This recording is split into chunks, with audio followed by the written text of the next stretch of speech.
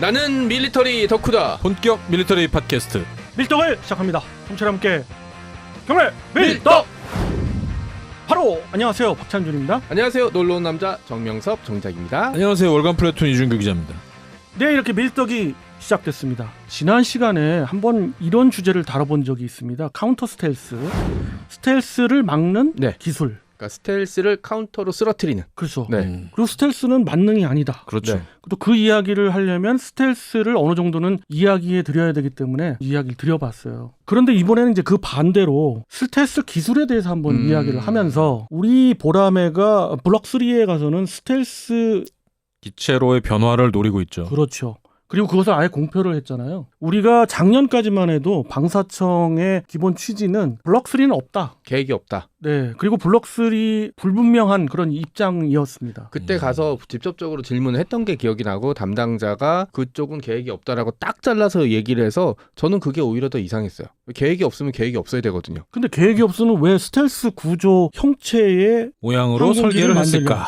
네. 그 참 이상한 그러니까 이제 부분이죠. 그 부분은 이제 매니아 분들도 그렇고 일반인 분들도 아는 분들은 아는 이게 스텔스로 간다 이런 걸 이제 암시하고 있었죠. 요즘 비행기 그냥 트렌드가 그런가 보다 하고 만들었나 이렇게 생각할 수도 있는데 그래서 한번 생각해봤는데 대한민국의 스텔스 기술이 과연 언제부터 시작됐고 어떤 기초 기술을 하고 있었고 지금 현 주소는 어떤가? 어디까지 와 있는가? 네, 그것이 꼭 보라매에 어떻게 접목이 되는가 이런 부분 이야기 한번 해보려 합니다. 그러니까 사실 저는 처음에 초창기 때는 스텔스가 눈에 보이지 않는다 그래서 진짜 전투기가 눈에 안 보이는 줄 알았어요. 무슨 투명 도료 같은 거 원더우먼 발라서. 투명 비행기 생각하셨군요. 네, 다들 그렇게 생각했는데 그게 아니라 레이더에 안 잡힌다. 네, 그리고 레이더에 안 잡히려면 여러 가지 기술이 필요한데 대부분 레이더가 이렇게 전파를 쏴서 오는 전파를 가지고 확인하는 거니까 뭐 전파를 이상하게 흩어버린다든지 아니면 전파를 잡아먹어서 못 가게 한다든지 그다음에 또 하나가 이게 전투기 배기열에서 나오는 열로 캐치가 되는데 뭐 그것도 이제 여러 가지 형태로 열을 줄이는 방식으로 한다라고. 그렇죠. 적외선의 스텔스인 그렇죠. 거죠. 그러니까 여러 가지 기술이 한두 가지가 아니라 여러 가지 기술이 들어간 게 바로 이제 스텔스 기술이고 그게 이제 현대 전쟁 무기 기술의 총합 중에 하나라고 이제 얘기를 많이 하더라고요. 그렇습니다. 그 간혹가다 댓글 보면은 스텔스기는 눈에 안 보이는데 어떻게 보나요? 네. 실제 그렇게 생각하는 그래서 분들이 누가 댓글로 밑에 이렇게 그 랜딩 기어 할 때 펴지면서 보인다 다리 바퀴만 누가 이렇게 얘기를 한 적이 있었거든요. 재미있는 표현입니다. 네.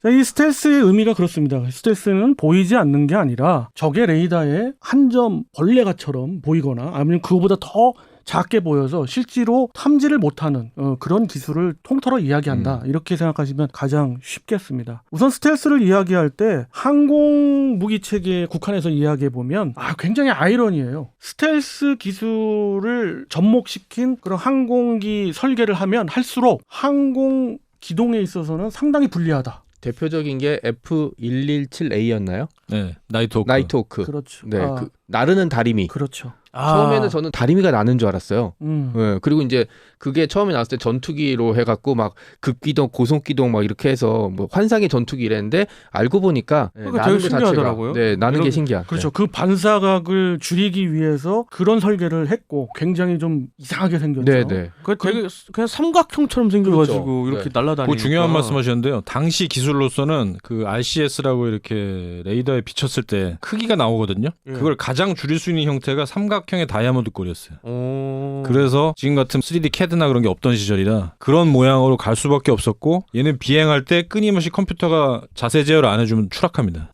그렇죠. 그렇게 해서 발달이 되니까 플라이 바이 와이어가 발달되고 모든 그 디지털로 움직이는 그런 그 항공 비행차라 하더라도 스텔스 기술로 접목을 해가지고 구조를 만들면 한쪽은 희생할 수밖에 없는 그렇죠. 그런 구조인데 그거를 잘 조화롭게 맞추는 그런 것이 바로 스텔스 설계를 하는 그 항공 역학이다, 항공 설계다. 한마디로 이렇게 짬짜면 같은 거네요.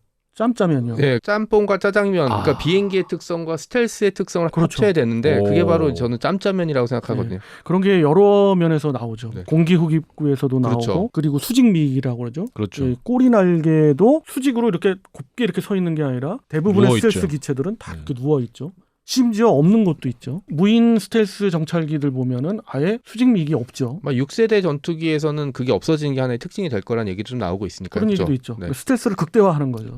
B2는 아예 없죠. 폭격기 중에. 예, B2도 없고 네네. 그런 것이 이제 구조적으로 비행기의 구조적으로 스텔스 구조를 이루는 그런 하나의 특징이 되겠습니다. 그러니까 첫 번째로는 스텔스 형태의 설계를 해야 되는데 비행기의 특성과 스텔스 특성의 성능을 조합해서 어느 정도로 이제 균형을 맞추느냐가 이제 가장 중요한 게 되겠네요. 네. 그렇습니다. 이런 스텔스 기술들은 사실 어느 국가든지 항공 설계를 할 수 있는 능력이 되는 국가라면은 해낼 수도 있는 그런 기술들의 하나이기 때문에 이게 이제 기초가 되는 거고요. 거기에서 이제 더 나아가서 레이더 반사각을 줄이거나 아예 없애는 방법 중에 하나가 스텔스 도료라고 네. 얘기하죠. 네네. 그 전자파를 흡수하는 그런 도료 기술이 있고 또 하나는 스텔스 구조제라고 그래가지고 스텔스 반사각을 갖다가 흡입해버리는 그런 구조 물질이 있습니다. 그런 물질들을 흔히 얘기해서 RAS라고 하죠. 이 RAM이나 RAS 기술이 또 하나의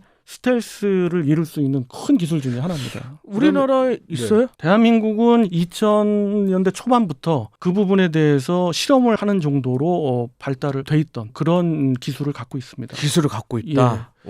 그러면은 스텔스라는 전체 기술 체계에 있어서 두 가지로 지금 얘기가 나왔잖아요. 하나는 이제 형상, 또 하나는 도료나 구조제, 반사제라고 부르는데 두 개가 그럼 비중이 어느 정도 조합돼야 최상의 스텔스가 나오나요? 글쎄요, 조합으로 보면은 스텔스 형상이 가장 우선이 돼야 되겠죠. 네네. 네, 그러니까는 비율로 따지면 6대4 이렇게 네네. 볼 수도 어느 쪽 있는데. 이익이죠? 그러니까 이제 형상 쪽이 네. 6이고 기본적으로 그게 돼야 그렇죠. 되니까. 쉽게 말해서 스텔스 전투기나 기체를 보면 기체의 모든 부분에 스텔스의 의미가 숨어 있습니다. 형상 자체가 스텔스를 상징하는 거예요. 그게. 만약에 그러니까 형상이 스텔스가 아닌데 도료만으로 해결되면 그냥 전투기에 스텔스 도료를 발라버리면 그게 되네요. 어떻게 보면 네. F-117이죠. 네. 그렇죠. 그렇지만 뭐 그 도료 자체가 굉장히 기술도 까다롭습니다만은 한번 전투기가 이륙을 해가지고 작전을 한 다음에 내려오면은 도료가 벗겨지는 경우도 그러겠죠. 많아요. 네. 그래서 도료를 다시 칠해야 되고. 말릴 때까지도 기다려야 되겠네요. 물론 그렇기도 하지만은 이게 벗겨지는 게 더 큰 문제입니다. 그렇죠. 그러니까 네. 영구적이지 않다. 항상 유지 보수를 해줘야 된다는 것이고. 거기다 맹독성의 발암 물질입니다. 그래서 네. 맨손으로 절대 만지면 안 되고요. 올라갈 때 시내도 반드시 커버를 씌우고 올라가야 돼요. 그러겠네요. 아이고. 근데 최신형 램은 또 그렇지도 않아요. 그러니까 횟수를 더 많이 사용해도 벗겨지지 않는 그런 기술이 있고. 야, 이것도 업그레이드가 되는구나. 그럼요. 예. 네. 점점 친환경적으로. 그렇죠. 이게 기술의 뭐 업그레이드가 있는 거죠. 그냥 여담 비슷하게 얘기 드립니다만 우리나라에서 페인트로 굉장히 유명한 상표가 하나 있죠. 노루요. 오, 네네. 아시네요. 노르표 페인트 뭐 우리 네, 그렇게 저 부르면 안 됩니다, 요즘. 그런가요? 회사 이름 아예 노루 페인트로 바꿨습니다. 아, 그런가요? 네. 노르 페인트 그럼. 네. 우리 어렸을 때는 노르표 그랬는데 네. 그 노르 페인트 회사에서 이 기술에 대해서 상당 부분 커버를 하고 있습니다. 어쩐지. 예. 그래서 대단한 기술이네요. 이 기술을 2000년대 초반에 우리 F4 팬텀 있죠. F4 팬텀 F4E에다가 도료를 발라서 우리 항공 구조 시험장이 대한민국에 있습니다. 대한민국의 항공기를 전체적으로 뭐 전자파랄지 모든 부분에 있어서 실험할 수 있는 곳이 과연 있을까 했는데 럭키드 마틴에서 기술을 갖다가 서로 이제 바터제로 이렇게 들여오면서 우리가 도입을 하기 시작했거든요. 그것이 사실 극비상이었었어요. 이전까지 어디에 있는지도 발설하면 안 됐는데 지금은 그래도 많이들 알고 계셔서 해미 공군기지 안에 있다라고 말씀드릴 수 있고 그거는 제5 항공시험장이라고 불리는데 상당히 대규모의 시험장이고 우리의 에이스 레이더도 거기서 일부 시험을 했고 장착을 해서 시험도 하고 있고 그리고 지금 스텔스 도료 이야기하지 않습니까? 그것도 F4E 팬텀을 거기에 이제 도료를 발라서 직접 거기서 테스트 실험도 됐구나. 하고 네. 예, 그렇게 해왔었죠. 그게 벌써 2000년대 초반이에요. 20년 전이네요. 네. 네. 근데 지금은 얼마만큼 기술이 발달했겠어요. 심지어 우리도 이제 전투기 만드는 그렇죠. 세상에 살고 네네. 있는데. 사실 그렇습니다. 그래서 비닉 기술이긴 하지만은 미국이 대한민국도 이런 기술을 갖고 있구나라는 걸 인지하고 자기 수준 정도의 기술, 어쩌면 내 기술을 뛰어넘었을 수도 있겠구나라고 이야기할 수 있는 그런 상황까지 예. 왔어요. 그러면 중국과 러시아와 어떤 차별화가 있는 거예요? 이거를 수치상으로 말씀드리면 괜히 쏙쏙 그냥 와닿겠네요. 제가 그냥 제 이미지를 말씀드리면 네, 보람에 훨씬 잘생겼어요. 네. 그렇군요. J20은 약간 이 카나드 때문에 머리에 뿔이 달린 뭐 그런 느낌을 좀 받고요. 약간 오징어 대가리처럼 네, 생겨가지고. 그다음에 납작하죠. SU57 같은 경우는 우리 탐캣 형한테 게임이 안 되는 거 보니까 그냥 겉멋만 든 그런 약간 그런 것 같아요. 많은 유튜브에서 그런 얘기 하더라고. 근데 사실은 그 정확하게 얘기하면 젠 20은 우리의 보라매보다 스텔스 기술은 높죠. 그렇죠. 네. 당연히 높고 그 스텔스 기체고 우리는 처음부터 스텔스 기체는 그렇죠. 네. 아니고 그게 스텔스 기술이 거기 들어간 게 아니니까. 그래서 이것을 비교를 한다면 아까 그 전자파의 반사 면적, 그러니까 RCS 크기로 네네. 일부 크기. 가름해 볼 수가 네, 있죠. 네. 그런 측면에서 봤을 때 젠 20 같은 경우는 우리 보라매보다는 우월한 그런 네. 기체입니다. 근데 약간 우월해요. 그렇게 볼 수밖에 없는 게 많은 전문가들의 공통적인 그렇죠. 이야기입니다. 그렇죠. 그리고 그리고 또 현재로서는 뭐 4.5세대하고 5.5세대를 비교하는 거니까 블록 3하고 비교를 해봐야 되겠죠. 그렇죠. 블록 3가 아직 탄생이 안 됐고 네네. 어떻게 보면 2032년 이후의 이야기입니다만은 우리가 블록 3까지 갔다고 봤을 때의 비교는 예상을 해본다면 정 작가님 예상대로 훨씬 젠 잘생겼다. 20을 네. 뛰어넘을 수도 있다. 이렇게 볼 수 있습니다. 그리고 뭐 SU57 같은 경우는 사실 형상, 엔진이 형상이라든지 기체 모양을 보게 되면 대량 생산이 안 돼서 일단 좀 지켜봐야 되긴 하겠지만 네네. 러시아가 자랑스럽게 얘기하는 이 스텔스기냐? 라고 하는데 조금 의문이죠. 왜냐하면 지금 기체 자체에 볼트를 박은 게 아직도 보인 것도 있고 그다음에 뭔가 자료를 명확히 내온 것도 없고 그다음에 실전까지는 좀 그렇겠지만 비행을 하게 될 때 계속 대량 생산 배치가 안 되고 있어요. 그게 실전 개발돼서 지금 배치한다고 한 지가 10년 가까이 된 것 같은데 아직도 대량 생산한다는 얘기는 없으면 뭐 돈 문제도 있긴 하겠지만 실제 성능이 그만큼 안 나왔다고 볼 수도 있거든요. 네. 수호이 SU57은 네. 다른 나라에 수출이 된 적이 있어요? 아니 자국도 지금 생산 수준이 그런 정도인데 10대 이상 이제 생산한 정도인데 수출이 될 리가 없고 수출을 타진했던 국가에 인도가 있습니다. 있었죠. 인도가 있는데 공동 생산. 인도가 포기를 하고 있는 것 같습니다. 야, 그 뭐- 이유 중에 하나가 바로 스텔스입니다. 스텔스 능력이 떨어진다. 떨어진다. 떨어진다라고 보고 많은 전문가들의 이야기는 SU-57은 스텔스 기체라기보다는 카운터 스텔스기에 알맞다. 왜? 카운터 스텔스기를 표방한 모든 안테나 시설이랄지 이런 것들이 기체 곳곳에 있기 때문에 L밴드 그렇습니다. 레이더라든가 뭐 IRST라든가. 그렇죠. L밴드 레이더도 있고 옆면에 달린 어레이급의 레이더들이 상당 수준의 성능을 발휘한다면 카운터 스텔스 기체로서 좀 대단하다. SU57은 어떻게 보면 스텔스기 자체가 아니라 스텔스기를 잡기 위한 용도라고 볼 수 있겠네요. 그렇죠. 그렇게 되면 뭐 스텔스로 비교하기는 좀 애매할 것 같고 아까 인도 얘기하셨는데 인도가 러시아가 납기 안 지키기로 유명하고 인도는 또 현지 생산을 고집하는데 현지 생산이 잘 안 되기로 유명한 나라였거든요. 그래서 두 나라가 결합한다고 여러 사업들을 많이 했는데 지금까지 양쪽이 만족했던 거는 초음속 대한미사일 정도밖에는 없었죠. 그래서 두 나라가 공동 개발하고 생산한다고 했을 때 주변 국가에서 엄청나게 웃었고요. 그다음에 체크메이트 이제 쏙 들어가긴 했지만 그것도 이제 러시아에서 만들어 중동 국가에 판매한다고 했지만 이번 전쟁으로 이제 뭐 물 건너갔죠. 인도에 가장 빨리 납품된 해외 무기가 바로 K9이었습니다. 네, 놀랬죠. 네. 납기를 맞춰줘 갖고. 바로 그해 그냥 딱 들어오기 시작하니까 그냥 자빠졌죠 완전히. 그 SU-57을 말씀드리면 지금 젠 20보다 오히려 스텔스 능력만 비교한다면 더 뛰어나다고는 합니다. 일반적으로는 뛰어나다고 하는데 그것이 뭐 증명된 적은 사실 없고요. 기체의 형상과 여러 가지 전문적인 분야에서 보는 시각에서는 스텔스 능력이 떨어질 거다라고 이제 예측하고 있는 거죠. 그러니까 미국도 이제 F-22랑 F-35로 이제 하고 그다음에 6세대를 개발하고 있는 중이라서 이제 5세대 스텔스기는 대략 여기서 이제 막을 내리지 않을까라는 게 이제 뭐 미국은 아예 네. F-22는 수출은 생각도 안 했죠. 그렇죠. 일본에서 제발 좀 팔아달라고 했는데 국내 생산까지 하겠다. 부르는 대로 돈 내겠다 했는데 그거 그냥 쌩까 버렸죠 완전히.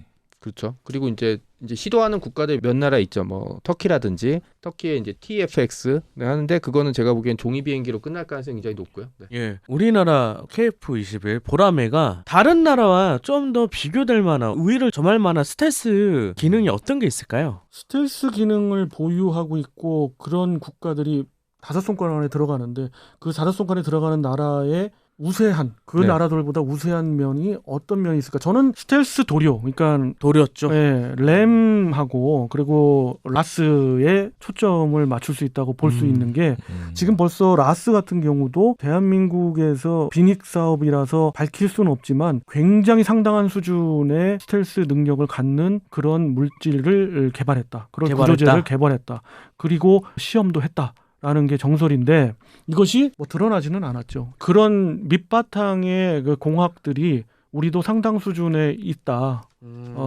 이렇게 저는 보입니다. 그 외에 하나 더 장점이 있다면 배치 수량이 사실 5세대 스텔스기를 만든 국가 중에 손꼽힐 정도로 많을 거예요. 지금 미국 정도 제외하고는 120대 정도 배치한다고 했는데 그 숫자도 그렇고 그 다음에 5세대 스텔스를 보유하고 있는 국가 중에 F-35를 가지고 자체적인 스텔스기를 개발할 계획이 있는 나라도 없어요. 아, 그러네. 일본도 이제 6세대로 바로 넘어간다고 했고 열심히 그죠? 하고 있는 나라가 뭐 일본 6세대도 그죠. 마찬가지인가? 네. 일본, 그다음에 터키 그렇죠. 이 정도 근데 꼽죠. 이제 예를 들어서 자체 생산하고 배치할 수 있는 나라가 이제 5나라라고 치면 그 중에 2나라는 F-35를 가질 일이 없어요. 그쵸. 중국이랑 네, 소련 러- 그리고 네. 이제 미국은 당연히 KF-21을 가질 일이 없겠죠. 예, 그러니까 두 개를 다 가질 수 있는 나라는 사실 우리밖에 없어요. 그러니까 두 개의 기체를 이제 보유하면서 각각의 그렇네. 장단점을 비교해서 그게 이제 다음 기체의 피드백이 될 수 있는 거죠. 조심스러운 거는 6세대를 논하면서 영국의 템페스트가 네. 과연 실용 능력이 언제 되느냐. 사실 그것도 빨라야 2040년대를 얘기하거든요. 벌써 예, 조별과제의 문제점이 드러나고 있죠. 예, 그때쯤이면 우리도 계속해서 개발하고 한다면은 5.5세대에서 6세대까지도 도달할 수 있다. 이제 그러니까 종합적으로 말씀드리면 우리의 스텔스 기술은 앞으로 어깨를 나란히 하는 수준으로 갈 수도 있다. 그런 기반 기술이 다 있다라는 거고, 그럼 그 바탕 위에서 생각해 볼 수 있는 게 바로 보라매 블록 3는 실현될 수 있지 않나 이렇게 생각해 봅니다. 이게 실현만 된다면 또 굉장히 좋은 카드가 되는데 많은 사람들이 이게 네. 벌써 다 실현됐어요. 막 그렇게 얘기를 해요. 그렇지만 그거 굉장히 그게 조심스러운 그럼요. 얘기예요. 네. 그렇죠. 예, 그렇지만은 정말이지 가능성이 충분하다고 볼 수 있는 거는 확실한 것 같아요. 준비는 되어 있으니까. 그렇습니다. 그러니까 이게 블록 3가 딱 해서 이제 스텔스 성능이 어느 정도에 다다랐다라는 게 증명만 되면 이게 스텔스기를 갖고 싶은 나라들한테 굉장히 좋은 카드가 될 수 있습니다. 스텔스 진입을 하는 첫 관문이 되는 거죠. 그러니까 수출이 잘 될 수 있다는 얘기입니다, 결론. 그렇죠. F-35에 비해서 굉장히 유리한 것 중에 하나가 유지 보수가 우리가 뭐 인건비도 그렇고 여러 가지 측면에서 우리의 그 부품 단가도 그렇고 그래서 상당히 경쟁력이 있거든요. 아직 그렇다면은 가성비의 나라잖아요. 예, 그렇죠. 예, 그럴 수 있고. 그리고 F-35는 사실 살게요. 돈 드릴게. 네, 얼마면 돼. 라고 한다고 살 수 있는 게 아니거든요. 그렇죠. 그 또한 여유를 부린다면 스텔스 기술로 단계별로 나누어 가지고 국가별로 우리의 뭐 동맹인 국가, 우리가 이제 정말 필요로 하는 국가에는 그냥 우리의 버전을 그대로 주고, 그렇죠. 뭐 어떤 국가에는 좀 오. 다운그레이드해서 네. 줄 수도 있는. 저는 인도네시아는 밀린 돈을 다 준다고 해도 기술은 네. 안 줬으면 좋겠어요. 그렇죠. 지금 CJ 1번기에 인도네시아 국기를 지우는 그래픽으로 지우시는 그럼요. 분들도 있으시니까. 그게 거꾸로 뒤집어질 수가 있습니다. 폴란드. 아, 인도네시아 국가 그렇죠. 뒤집어지면 어디가 됩니까? 어. 폴란드 국기가 됩니다. 아, 사랑해요 아. 폴란드. 네. 네. 지난 한 주간 뭐 좋은 것도 합치셨나 봐. 오늘 굉장히 명석하시고. 네, 네. 예. 맞습니다. 아, 그렇게 될 수도 있죠. 보라매는 여러 측면에서 봤을 때 가능성 있는 기체다. 그러니까 우리가 응원을 해야 된다. 이게 이제 결론이고요. 대한민국의 스텔스의 현주소 상당히 가능성이 높은 그런 위치에 있다가 지금 결론이고요. 앞으로 우리는 응원을 그럼요. 계속 네. 하겠습니다. 응원할 테니까 시험병이 한번 불러주세요. 네. 시험비행 갔는데 벌써 아니 시험병 아, 2006번 블록 할 텐데. 네. 블록 3의 시험비행에? 아무 시험병이나 이제 가서 이렇게 태극기 들고 울고 있을게요. 그때 그 첫 시험비행 할 때 진짜 운 사람 되게 많았거든요. 저도 마음속으로 되게 울었는데 실제로 스텔스 블록 3에서 스텔스라고 딱 나는 순간 진짜 더 많은 사람이 울 것 같아요. 네, 그렇습니다. 현직에 계신 카이에 계신 연구진이나 또 보라매를 직간접적으로 관여하신 분들은 상당히 벅찼을 것 같아요. 그렇죠. 근데 이 와중에도 뭐 스텔스 뭐 그거 됐다고, 뭐 비행 한번 했다고, 뭐 그게 대단한 거라고 이렇게 얘기하시는 분들이 야. 있더라고요. 그 일본 사람인데 한국어를 하시는 분이 꽤 많더라고요. 아하, 네. 이럴 수가. 그러니까 이제 기준을 어떻게 두느냐는 거죠. 그런 부분에 있어야 어려움을 충분히 아는 분이 그런 얘기는 하실 수 없겠죠. 상당히 이렇게까지 오기에는 아주 각고의 노력이 필요한 거고, 그렇죠. 그 부분을 알아주는 분이야말로 진정한 매니아신 그렇죠. 네. 거고, 네. 그 부분을 가벼이 여기시는 분들은 흘려지나갈 말로 그런 얘기 하실 수가 있는데, 그런 분일수록 사실 깊게 또는 그거에 대한 실체는 모르고 계시는 분이 맞습니다. 거라 저는 생각합니다. 그 아이디가 리치 팔러마 막 이런 거였어요. 아유 그렇군요. 네. 아, 이게 오늘 뜨겁습니다. 아주 네. 노골적입니다. 자, 이렇게 해서 대한민국 스텔스 기술의 현주소 한번 알아봤고요. 다음 시간에 또 다른 주제를 갖고 여러분 찾아뵙도록 하겠습니다. 정치 함께 경례 밀떡.